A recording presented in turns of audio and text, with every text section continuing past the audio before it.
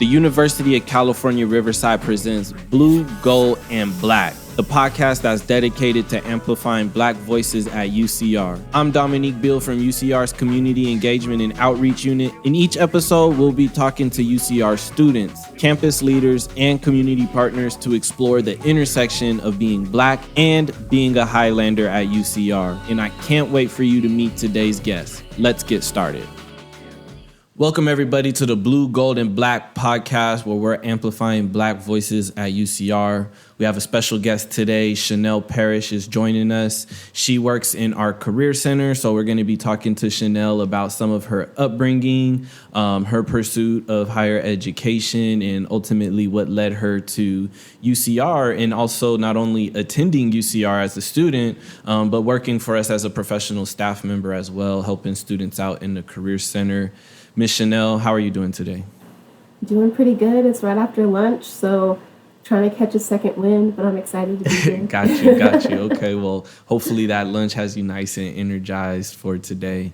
Let's just kind of dive into your background really quickly. Why don't you just tell us where you're from, kind of what your childhood was like growing up, and then also kind of talk to us about, your formative childhood years in terms of like your Black identity. Was it something that you struggled with? Was it something that you were embraced very early on? Just kind of give us a snapshot of your background, please. Yeah, so my name is Chanel Parrish. Like you said, I work at the Career Center at UCR. I'm also a UCR alum, class of 2017. Nice.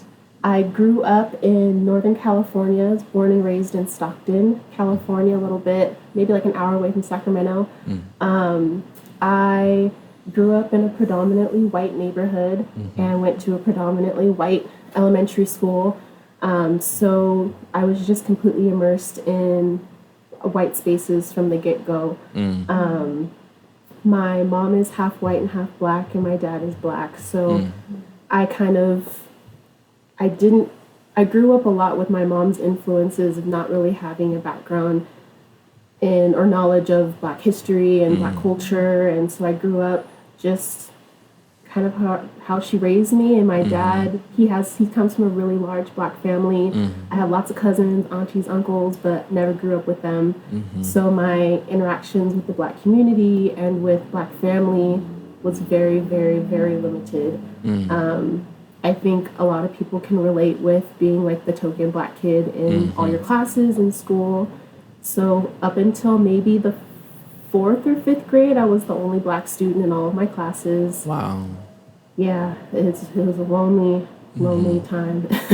Yeah. But I guess one of the things that started my, not my journey, but just kind of made me very aware of my Blackness was I had an incident in the 2nd grade when a student called me the N-word, and I didn't know what it meant, didn't know, what was going on, went and told my mom, and she flipped out. She was like, I'm going to talk to the boys' mama, I'm going to go up to the school, they're going to know who I am, kind of thing. And it was the first time that I realized, I just knew it was a bad word, and I knew I didn't like when he called me that, but it was the first time that I realized like I was different than everyone in my classes, like in a negative way. It was the first time someone negatively reacted to just me being me. Right.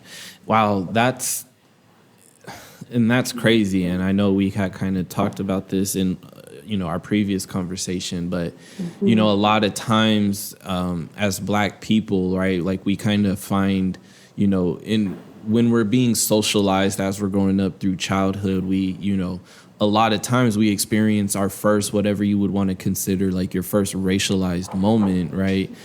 So it tends to always have like some negative feelings associated with it. And that can be, really stifling for a young child who's growing up trying to kind of find their identity. So once we kind of move past like your elementary school experience, would you say like growing up in predominantly white spaces, aside from that incident you had in 2nd grade, but was it something that you were constantly always like confronted with or aware of, or were you still kind of, able to enjoy yourself, enjoy the spaces that you were in, and, still have a strong sense of identity, even though it may not have been quote unquote, right, what we would consider the typical Black identity, whatever that may mean.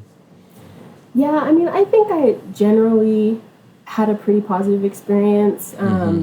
I think even at a young age, I was very aware of the fact that I was the token Black student. I was the safe, quote unquote, safe Black person you could hang out with, because I didn't, regardless of how people saw me, I didn't react or act the way that they thought a typical Black girl was going to act. And so I was always like, oh, you're the pretty Black girl. You're so pretty for a Black girl kind of thing. I was relaxing my hair so it was long and silky. And I just, like, students felt like I was, like, okay to be around. And so I kind of dealt with trying to figure out where I fit in. I didn't really fit in with the Black kids, but didn't really fit in with the white kids.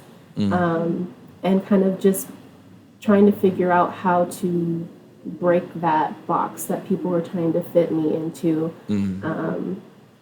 But I mean, for the most part, I think up until high school was when I had another experience where someone drove by me on the sidewalk. I was walking up to the store and they threw a soda out the window and called me the N-word again. And that was kind of like another experience where I was like, yeah, I'm Black. People view me a certain way, and it's negative. Like, it's giving off a negative thing, and I don't really understand what that is yet. But yeah, I think growing up, my main struggle was trying to balance that tokenism and trying to find my own space and break out of boxes that people are trying to fit me into. Yeah, absolutely. Wow. That's a lot. That is a lot to deal with. And, and it's simply just being kind of like, a victim of the circumstance for the most part, right? You can't control where just you're trying to be me. Yeah, you're just trying to, walk through this world the same as anybody else. And, just the negative response just to your being it can weigh a lot on anyone's brain, particularly a student. So let's just talk about, like, how important was, like, education when you were growing up? Was college something that you knew, like, I'm going to college, I'm getting out of here? Or was it something that you kind of like fell into maybe through a mentor? Or what was kind of like your thought process when you were in high school leading up to college? I was always the smart girl. And that kind of went into my tokenism too, like the unexpectedly smart Black kid. Right. But I was always good in school. I always knew that I was going to college. My mom and dad didn't go to college, so they didn't really provide me with any advice or experience that way. But in high school, I was in an AVID program that was geared towards, like, prepping you for college, so I knew I was going. That wasn't, anything else wasn't an option for me. Right. And so I did everything that I could to make sure that I got there. And I, compared to, the other Black students, especially even in my AVID class, I think there were 3 or 4 of us. It was assumed that I would just go to community college. Like, oh, here, fill out these applications because you can for sure get into, Valley Community College in San Bernardino. And I was like, I don't want to go to Valley. I want to go to UC with all the other smart kids.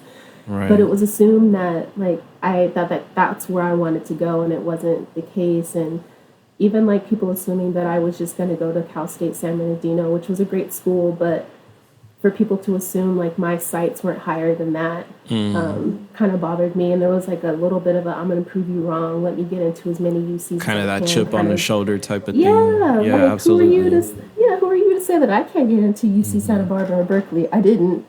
Right. I made that very clear.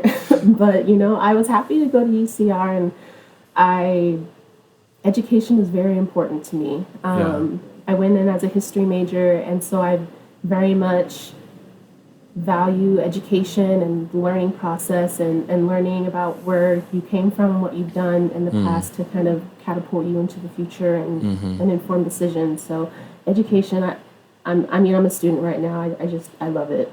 Yeah, no, absolutely. And, I want to put a pin in something that you said about community college. And, first off, I do want to stress to any student that is going to community college route, that is a perfect opportunity to segue Absolutely. you into whatever four-year university that you want. So never, ever be discouraged or embarrassed to go to a community college. But there's a difference between someone trying to steer you to community college because they know it can provide you certain resources and maybe further help you, as opposed to going to a four-year university right out of high school. And then there's also, that side of it, though, where they're just trying to push you into anywhere other than a four-year university, specifically because they think that you can't do it, even if you have the grades and the work ethic to show that you can. And, that, again, that's very, very hard, for a student to deal with, in particular, Black and African-American students, where that tends to be their experience, Instead of encouraging students who want to go to a four-year and help pushing them towards that, let's try and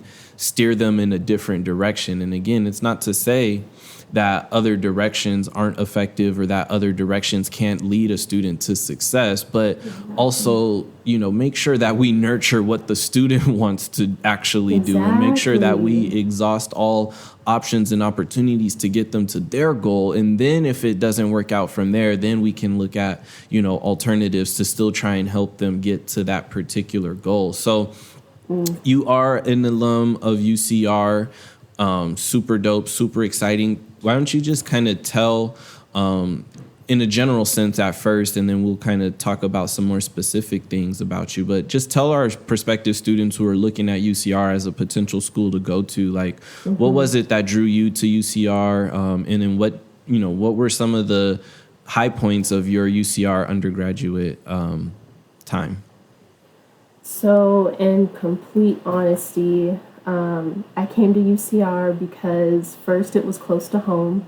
I couldn't afford to go anywhere too far. It was just me and my mom. So my ties to family and needing to be at home and support her with money and bills, like I couldn't afford to go anywhere far.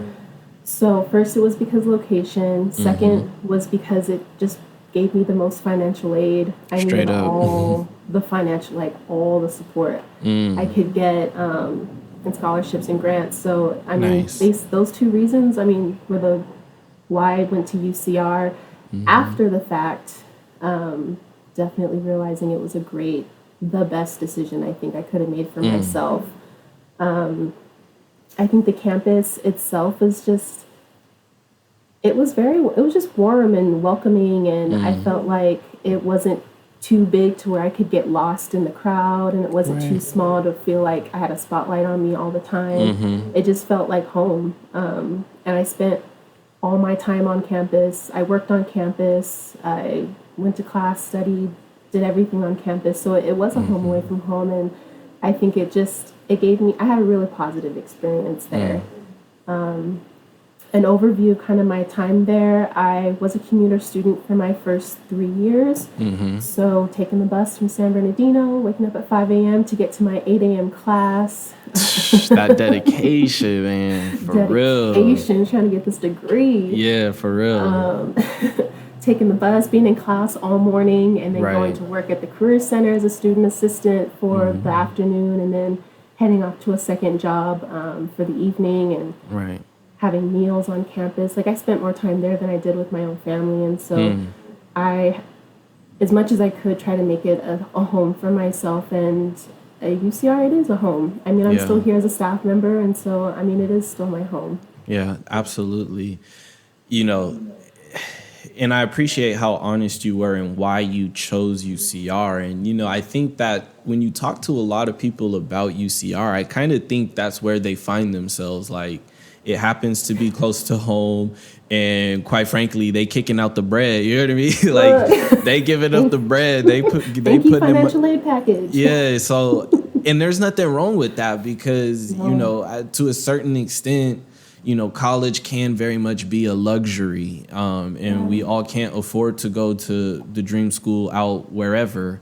Sometimes we have to do what's practical. But I think when students that have to kind of make that practical decision, when they find themselves at UCR, it ends up becoming a situation where it's like, oh, dang, like, low key, this might have been a blessing in disguise. Like I'm High here, I'm high key, right? I'm here, I'm thriving, I'm getting new experiences and everything. So obviously, you know, as we get older, there's transformative times, you know what I'm saying? Younger, right? When we get into middle school, like that's a big transformative time. When we get into high school, junior, senior, like that's another transformative time. And then when we get into college, like it seems like the transformation is turned up tenfold, right? And I think you can speak a lot to that experience, especially when you kind of look at your K through 12 experience and some of the challenges you faced there. What took place at UCR in terms of the transformation of, you know, your identity? So when I came in, my personality just in general is very, very quiet and shy and introverted. So I wasn't like completely outgoing with making friends and connecting with the Black community right away. And I mean, for the most part, I didn't really have a strong connection to the Black community on campus. I went into ASP maybe 1 or 2 times and then kind of like silently sat in the corner and did homework. I had 2 Black friends on campus, bless them, I love them. But I mean, I think what really started my journey to kind of discovering my identity and diving into my own Blackness was, so I studied abroad for a summer, which I completely recommend if you have the ability to. So real quick, let's not spend too much time on that, but let's just highlight that study abroad experience really quick, because I think that's super dope and it's a great opportunity. And I know I look back on my undergrad, like, yo, I kept hearing everyone, yo, I'm going to Spain, yo, I'm going to Italy, yo, I'm going to Africa, yo, I'm going to, and I was just like, dang, that sounds super dope. And I never jumped on it. So just real quick, just talk to students about where you went and how positive that experience was for you. Okay, so I spent the summer in Athens, Greece. It completely aligned with I love Greek mythology too, so. Oh, me too. It's my love. If you could see my bookcase, you'd be. Nice. But I went for the summer. It completely aligned with my major. I was a history and classics major. And hands down, it was the best experience I've ever had in my entire life. Wow. Hands down. Wow. It felt even better because I got that second job just so I could get money to go, because my mom couldn't pay for it herself or help me in any way. So earning it, going, being able to experience the culture, the language, going with a group of other UC students, like it was just amazing. It changed everything for me, my mindset, everything. So if you have the opportunity, I would say do it. There are scholarships, there are grants, there are essays you can write to get funding, like do it. And we also have professional staff members whose job it literally is to make sure that you can travel abroad as cheaply and efficiently as possible. So any students that's looking to kind of just broaden their perspective of the world, definitely take advantage, because a lot of times you can get it and do it on UCR's dime. Or at least mostly on their dime, right? Yes, and you try and pick up and go to Athens, Greece. Well, obviously not during the pandemic, but you want a vacation to Athens, Greece, like you gonna pay for every bit of that vacation. So anytime you can, you know, let UCR foot the bill, right? Yeah. But thank you, UCR. Yeah. So so building off of your trip to Greece and getting back into the question of like how UCR was a transformative moment for your identity, let's pick up there. Yeah. So when I returned from my trip, I kind of just had this new appreciation for myself and just wanting to learn more about the world around me and people. And I think that confidence that I came back with really prompted me to learn more about my own identity and kind of where I fit within it. And I think what was such a big part of that was the confidence. I think growing up, I felt so like on the outside looking in with the Black community. I didn't really fit in anywhere. I felt like I wasn't Black enough to be in certain spaces, and having that, even just a little bit of confidence to be like, you know what, no, like I am Black, I deserve to be in this space. My experience is part of the Black experience. Like I'm gonna figure out how to, you know, be there and feel comfortable. Right. Like with my people, like I can't sit there and be uncomfortable.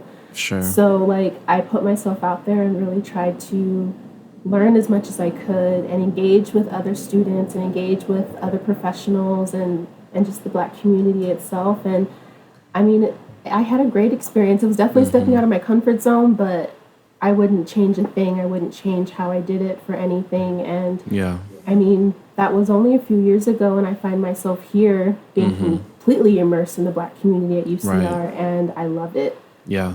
So let's kind of expand it a little bit further, right? As someone who got to experience the Black community as an undergraduate student, and who now experiences the Black community as a professional staff member, and just the amazing journey that you've been on in terms of finding your identity, like try and, if you can, in a few words, try and convey the your sense of the Black community here at UCR to prospective students who want that strong Black experience in college, but maybe they aren't in a position where they can go to an HBCU or something to really capture that.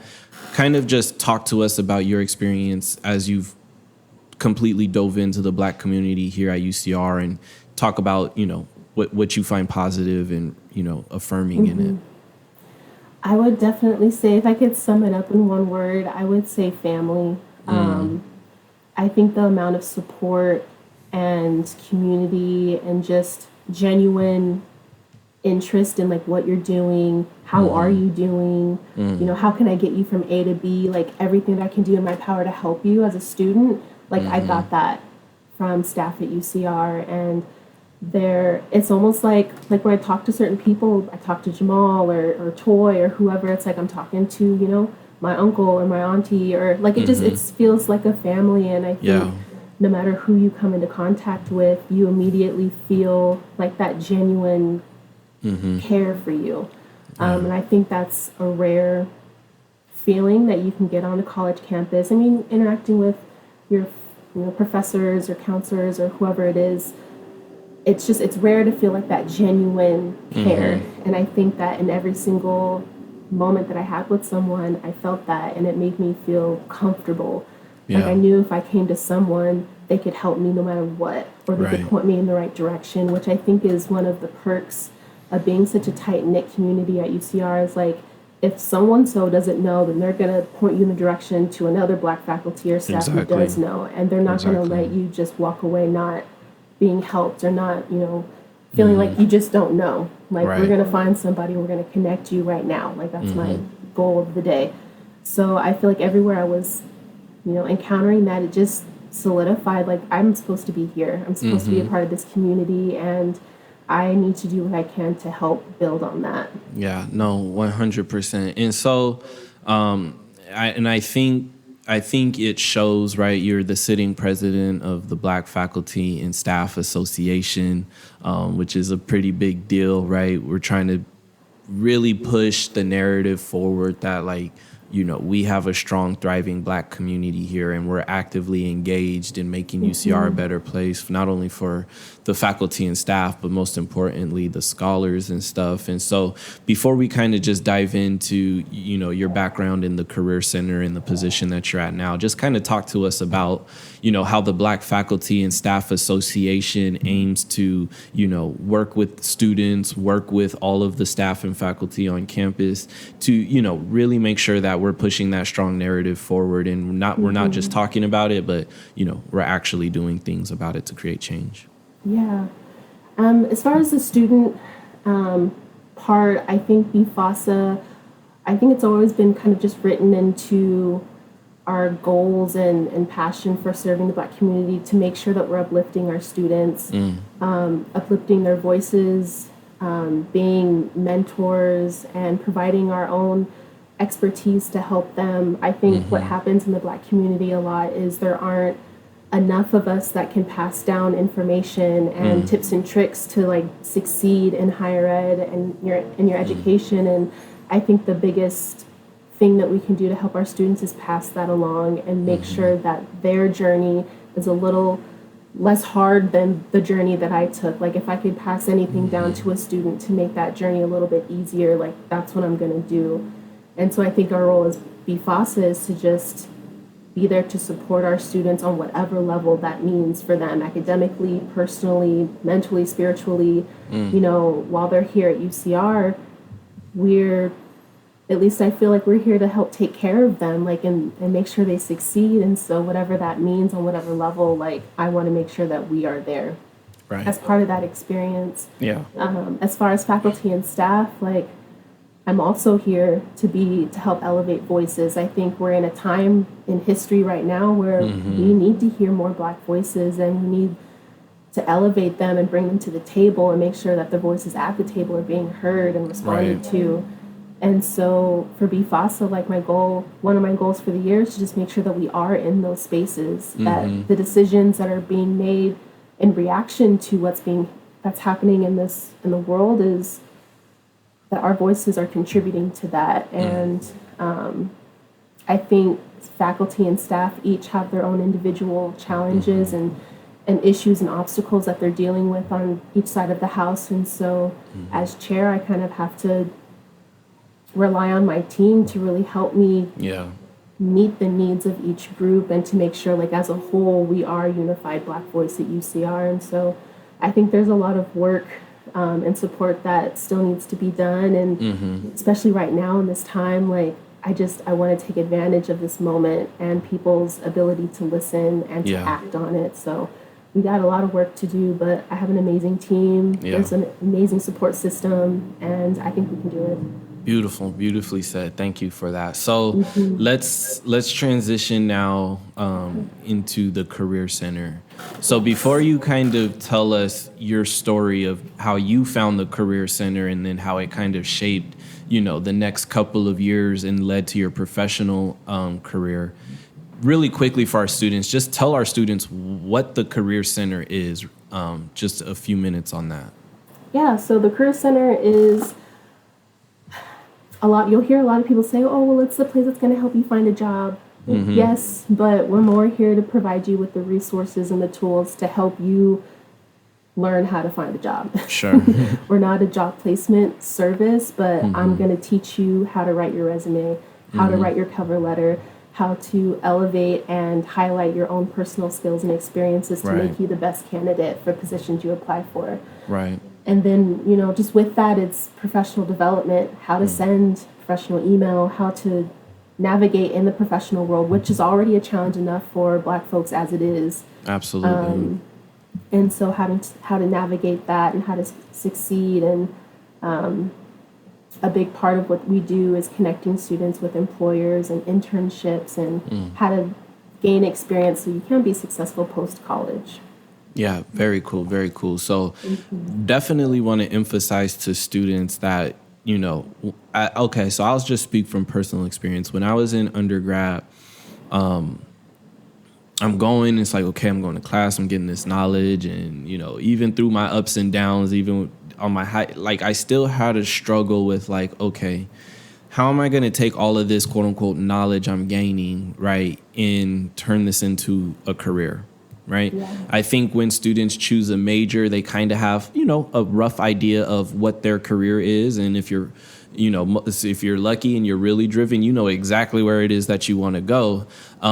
But how to get there can be the challenging point, especially when you have to take into consideration, like, yes, you have a degree, but you don't have experience, or you don't, quote unquote, have experience. But you might not know that a lot of the things that you did throughout undergrad was your experience. You were participating in a club. You served as a club president. You served on a committee. Like, there's a lot of different things that you can get involved in. And the Career Center is there to kind of just show you those opportunities while also developing your skills. So that way you can much easier find a job, as opposed to, like, okay, I have this degree, but I, quote unquote, haven't learned any skills, or I did learn the skills, but I don't know how to articulate them in a resume or whatever the case may be. So definitely want to encourage all of our students. Make sure you hit up, you know, hopefully you come to UCR, but make sure you hit up your university's Career Center day one, freshman year. Walk right in and say, yo, I'm majoring in this. I need help. Please. and put them to work and put them to work. You don't need to say nothing else. So how, when you were a student, how did you find the Career Center? It was kind of a funny story, but you found the Career Center. Tell us how you found it, and then kind of how it just started blossoming into something much more than what you originally walked in for. Yeah, so my freshman year I walked in because I heard that the Career Center does free printing. Very important. Very important. It doesn't, yes. but anywhere you can find the free printing, that's who you need to be friends with. Yep. It did not have free printing. I was using all their paper for Lord knows I'm surprised they didn't catch me, but it was free for you, but it wasn't, Thank you. Right. The woman at the front desk, she saw me coming in almost every day, and she's like, "Hey, we have a peer advisor position open. Like, I really want you to apply for it." And I wasn't too sure. I was like, "I don't know if I, want a job right now." And she's like, "No, just apply for it." And it was kind of one of those things where I could sense where she was like, "Apply for it, and I'm gonna like vouch for you. I'm gonna let them know like you need to hire her." And so I did, and I made it, and I was a peer advisor for the Career Center my freshman year. Nice. And it was amazing. I knew I needed a job in college to help pay for everything, but I just didn't think I was going to find myself at the Career Center. But it was one of the best decisions that I made in my undergraduate, experience. And being a peer advisor, I was there in that position for 2 years, and I learned public speaking, which, as I mentioned, like being real shy, introverted was not my skill set, but being able to learn those skills because you need it. I mean, doing whatever you're going to end up doing, like you need public speaking, you need those kind of skills. So I was learning all of these soft skills that I didn't think that I needed. Presentation, how to just network and talk to people and sell myself and that kind of thing. And it was a good experience. I was exposed to a lot of the campus, like how it was organized, exposed to faculty, staff, employers, community members, and it was invaluable. After I was a peer advisor, I transitioned into an event student assistant, and so I started doing a lot of behind the scenes planning and organizing for career fairs and information sessions and that kind of thing. And so I'm learning a whole new skill set that I can add to my resume. And before I knew it, like all of the things I was learning was just building my resume, and I didn't even like realize I was doing it. Exactly. And I was a student assistant there for 4 years. I was a peer advisor for 2 years and an events assistant for 2. And because I needed that extra money and all of my winter breaks, spring breaks, summer breaks, I was working the front desk. So that was another skill set that I was putting under my belt. And so by the time I graduated, I had worked every student position at the Career Center and was probably one of the most cross-trained people there, staff included. And I took low key ready to run the joint. You know what I mean? Like, where's my cubicle? Where's my office? That's what we're working towards, right? Absolutely. Like, where's my check? Yes, ma'am. Straight up. My big girl check. And like, I didn't intend to do all of that, but I think an important thing for students to realize is like, no matter what you're doing on campus, whether it's specifically a job or not, like all of the experience you're getting, especially soft skills, like they translate into experience, and it makes you competitive with other students. And once you get into the real world, like other professionals, and I would just take every opportunity that you have, a job, internship, a group project, research experience, club experience, and walk into the Career Center and ask them, how can I translate this into experience for my resume? Because everything you do is experience that you can put on your resume. Everything you do can be manipulated and written in a nice way to be, translate into experience. So don't feel like you don't have anything to offer, because you have more than enough to offer. Absolutely. And that's what I try to get students to understand is like, just your lived experience is experience. You know what I'm saying? And college is an interesting place because it's not the end all be all for everyone, right? And that's just an objective fact. But if you have what you consider to be a unique lived experience, right? College can do a very unique thing in helping you develop more language to properly think not only for yourself, but just articulate what you've been through. But it's also a unique place to where you can literally turn that lived experience into real tangible life skills, working and career professional experience that you might not even think that you have. And, the Career Center is the place where, students can really get a clear understanding of those soft skills that are super, super, super important, but oftentimes go underestimated, right? How do you conduct yourself during an interview, right? What if you need a tie or a jacket for an interview? You go to the Career Center, like they'll hook you up. Like that's real stuff. If you can't afford the interview clothes, you walk into the Career Center and boom, they just give you a fit. Go, here's a room where you can conduct the interview if your dorm is too noisy, right? Like so many different opportunities and resources, and then just being plugged in with the professional staff in these various resource centers, the career centers. One solid staff member can give you access to at least 7 more, which will give you access to 7 more, and next thing you know, you have this huge network of people all around campus in different fields that can help you get to where you want to go, right? So I just want to put that into perspective. So second to last question before we wrap up our interview. In your experience, are Black students utilizing the Career Center enough? And depending on your answer, what is something you'd like to tell or encourage Black students, or how could we be more intentional to get those students into the Career Center so we make sure that, they're set with developing these skills? Yeah. I think in the time I've been at the Career Center, I don't see enough of our Black students there. It was a little more noticeable when Black students came in, when we had Black counselors that they could meet with.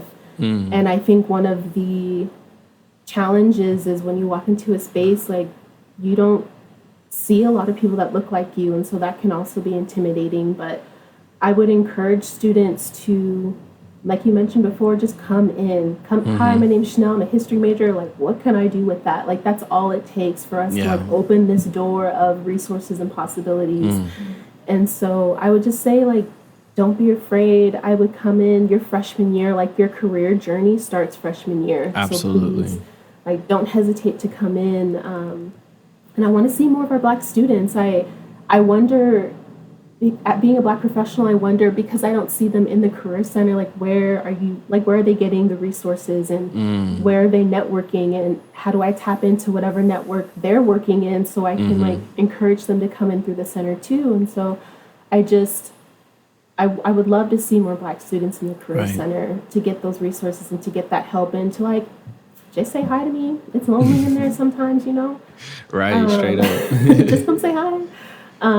How can we be more intentional with engaging with our students? I think on the Career Center side, and it's something that I'm trying to work with our leadership to do more, is I think it's beneficial to also not just want students to come to our space because the resources are in this one space. Like, I want us to go to ASP and go to clubs and organizations and fraternity sororities. Like, I want us to be in those spaces too, so it can kind of alleviate whatever the challenge is for those students. Like, let us just come to your space and give a presentation, or let us sometimes you have to meet people where they're at, Exactly. It's not enough to just send out a flyer or an email and say, yo, the Career Center, or any department for that matter, is, hey, we're doing this thing, we'd love to see you there. Okay.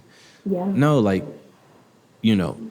culturally we respond different. Like, we don't know you, like, okay, you're doing this, but what does that mean? So it's like, sometimes you have to like go and implant yourself into those spaces. And that's why I think your voice is so important, because you're obviously on the cutting edge for your department and trying to push that narrative forward. Yeah, exactly.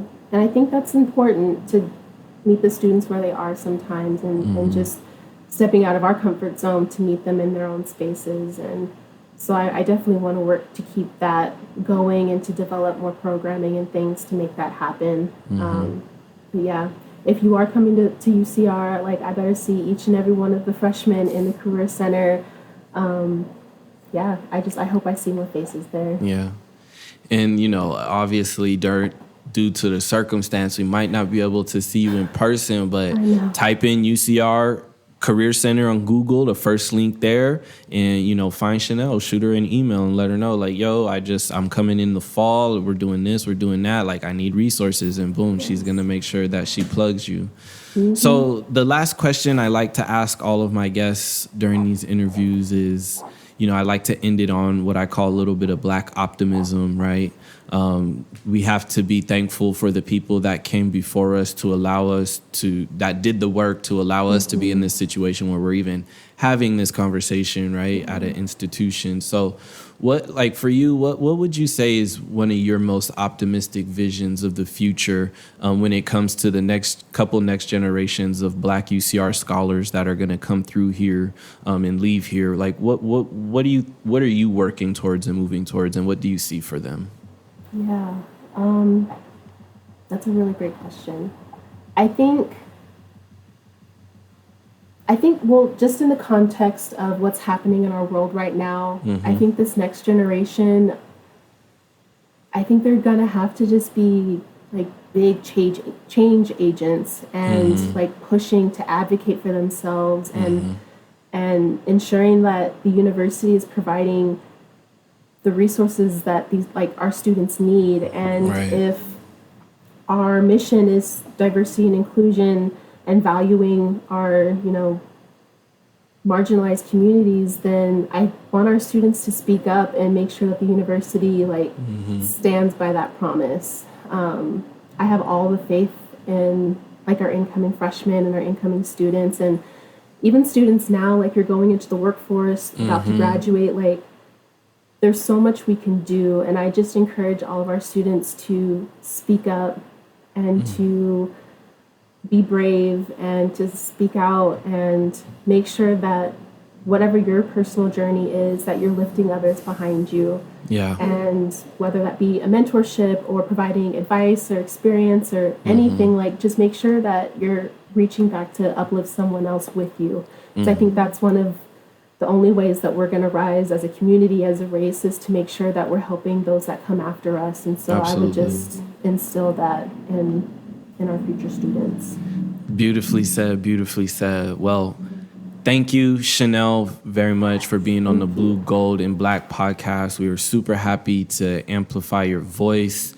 Students, make sure you tap in with Chanel, okay? Current students, if you haven't been to the Career Center and you're a third year, and you tap in with Chanel, right? Make sure that you're utilizing all of this campus's resources to the full extent, because we have people here that want you to be successful. We have people here that can offer you insight and guidance. So make sure you tap in with us so we can really, really make sure that you're getting the help that you need, and then that way you can be as successful as possible. So thank you again, Chanel. We really appreciate you for joining us on the show. Thank you for inviting me.